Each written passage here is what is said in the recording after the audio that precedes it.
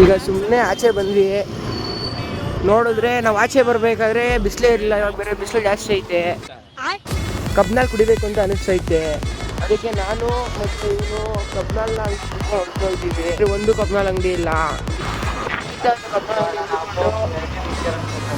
ಇದು ಯಾವುದೋ ಕಾಫಿ ಅಂಗಡಿ ಐತೆ. ಕಾಫಿ ಅಂಗಡಿ ಬೇಡ ನಮಗೆ. ಜ್ಯೂಸ್ ಅಂಗಡಿನೂ ಬೇಡ ನಮಗೆ. ನಡೀರಿ ಹುಡ್ಕಾನ. ತಡಿಯಲ್ಲಿ ಅದೈತೆ. ನಡ್ರಿ ಗೈಸ್, ಯಾವುದೋ ಕಬ್ನಲ್ ಅಂಗಡಿ ಐತೆ. ಹೋಯ್ತಾ ಇದ್ದೀವಿ. ಯಾವುದೋ ಐತೆ. ಬನ್ನಿ, ಯಾವುದೋ ಹುಡುಗ ನಿಂತು ನೋಡೋಣ. ಕಬ್ನಲ್ಲಿ ಎಷ್ಟು? 20 ಹೇಳಿ ಕೊಡ್ರಿ. ಯಾವ ಫ್ಲೇವರ್? ಲೆಮನ್ನು. ಇದು ಚೆನ್ನಾಗೈತೆ ಅಂಗಡಿ. ಇದು ಎಲ್ಲಿರೋದು ಅಂದರೆ ಈ ಸೈಡಿಗೆ ಬರೋ ನೋಡ್ರಿ. ಹೊಸಳ್ಳಿ ಮೆಟ್ರೋ ಸ್ಟೇಷನ್ ಕಾಣಿಸ್ತೈತಾ ಅಲ್ಲಿ? ಹೊಸಳ್ಳಿ ಮೆಟ್ರೋ ಸ್ಟೇಷನಿಂದ ಸ್ಟ್ರೈಟ್ ಬರ್ರಿ.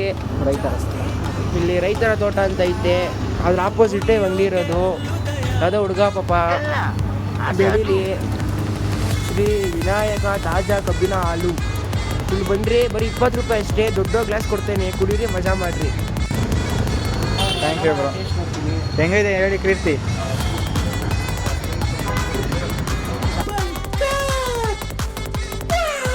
ಸಕ್ಕತ್ತಾಗೈತೆ. ನೀವು ಕುಡಿ.